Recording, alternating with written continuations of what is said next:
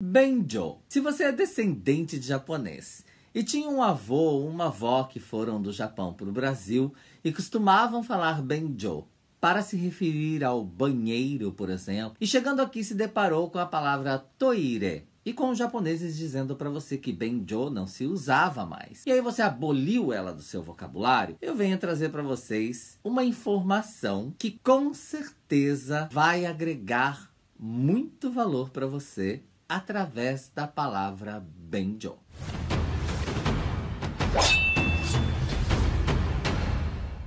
Muito bem. Muitas pessoas falam para mim que, enfim, não é o meu caso, porque meu pai não falava em japonês comigo em casa, apesar de ser japonês. Mas, enfim, muitos falam, eu passei tanta vergonha porque eu cheguei aqui no Japão e falava benjo, e na verdade não era benjo. Era toire, porque se não se usa mais, por exemplo. Bom, vamos partir do princípio de que toire é uma palavra derivada de uma palavra estrangeira e que o japonês adaptou para o seu dia a dia, digamos assim, para a sua realidade atual, né, dos mundos atuais.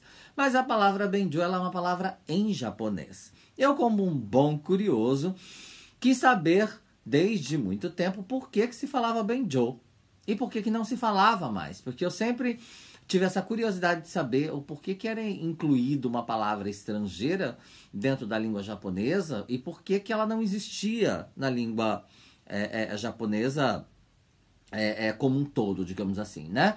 E aí, enfim, resolvi saber o que era benjo. Gente, é tão bacana quando a gente sabe, quando a gente entende determinadas palavras, que elas trazem pra gente uma gama de possibilidades gigantescas dentro do idioma. E esta é uma delas. Então, vamos lá. Se você até hoje virou as costas para benjo, hoje você vai aprender que esta é uma palavra que poderia ter te ajudado a entender muitas outras. Olha aqui. Benjo é a palavra em questão. A palavra ben, ela está relacionada a benri. A palavra benri significa prático, útil. Entenderam?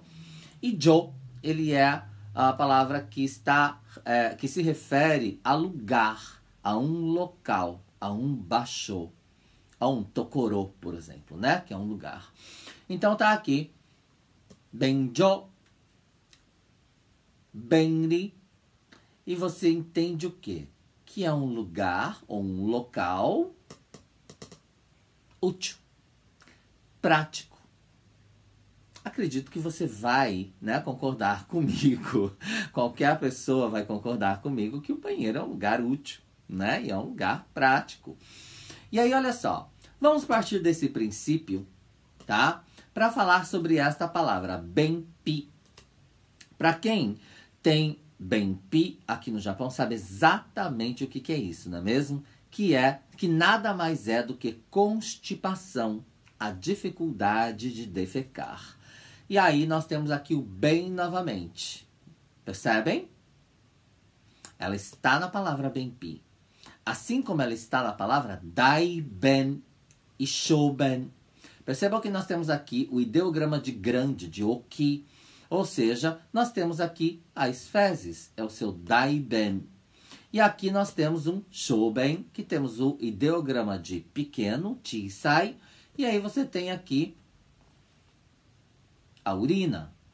Então você tem o quê? Banheiro, que nada mais é do que um lugar útil, prático, que vem de benri. Desta palavra você tem benpi, que é a constipação. E daqui também temos o daiben e shouben, que seria as fezes e a urina. Olha só, aí você vai me perguntar, Jin, então o que é oshiko? O que é unchi, por exemplo?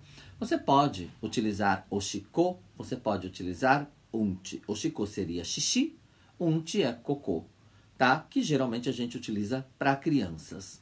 Mas aí, olha só, quando você vai a um consultório médico, você não utiliza essas palavras. Aliás, você não utiliza nenhuma dessas palavras que eu passei para você agora.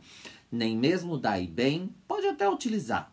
Tá? O médico pode até perguntar se daiben ga detemasu ka, por exemplo. Você está defecando? Você está conseguindo evacuar?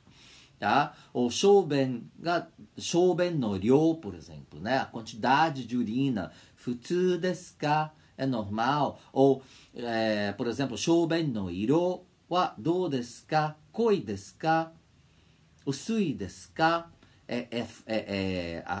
A coloração da sua urina, ela é forte, né? Ou ela é fraca, por exemplo. Então, o que eu quero trazer para vocês é a importância de entendermos os vocabulários para que você possa se comunicar em todos os âmbitos. Um deles é num consultório médico, por exemplo, que você poderia utilizar esses vocabulários assim de uma forma mais simples. Mas aí, eu vou mostrar para vocês outros vocabulários relacionados. A palavra haisetsu, ela significa excreção, como substantivo, tá bom? E haisetsu suru seria o ato de você evacuar, que poderia ser tanto, tá? A palavra haisetsu suru, tanto das fezes quanto da urina, tá legal? Que são os excrementos, né? Que seria isso aqui, o haisetsu butsu. Butsu é de mono, tá? De coisa. Um haisetsu butsu seria o excremento, que pode ser tanto para as fezes quanto para a urina. Ou seja, nós poderíamos dizer que haisetsu seria a necessidade fisiológica.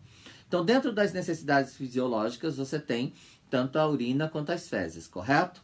Só que aí nós temos os dois, digamos assim, em uma só palavra, que é o haisetsu butsu, que pode ser utilizado para ambos. Mas temos também para ambos separadamente, que seria o haiben. A palavra haiben é para excreção ou para as fezes propriamente dita, e a palavra hainyo, nyo é urina, tá? Hainyo é a urina que você libera, digamos assim, né? Que você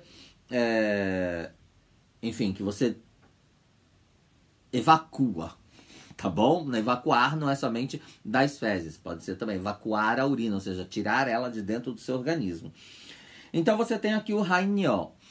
Por exemplo, gente, tá? Quando você faz um nyo kensa, você está fazendo o quê?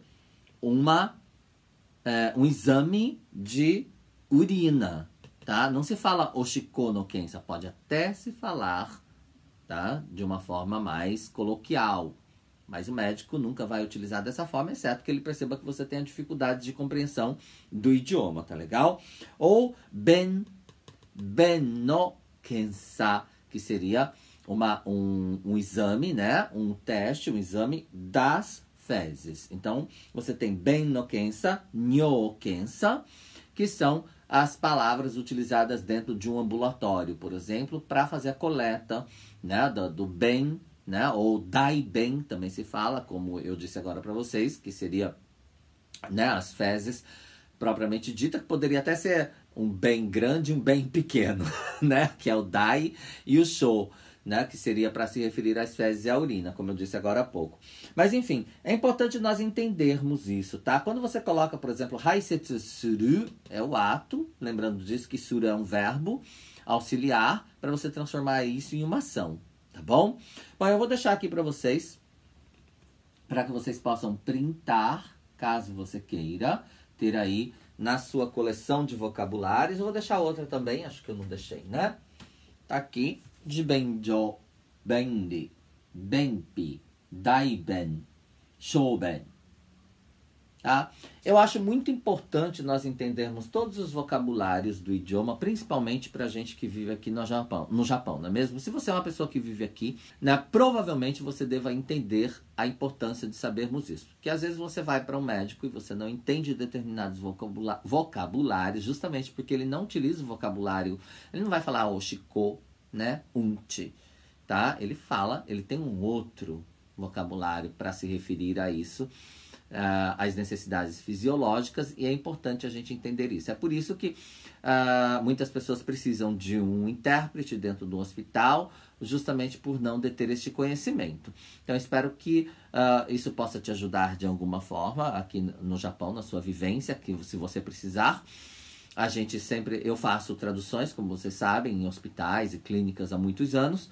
Então, assim, a gente acaba adquirindo vocabulários que nem sempre estão em livros didáticos. E isso é uma necessidade nossa diária, né, aqui para quem vive no Japão. E se você estiver vindo aqui para o Japão, pelo menos você virá agora com conhecimento de causa e sabendo que Benjo, né, apesar de não ser utilizado aqui no Japão, mas utilizamos toire, que é a toilette.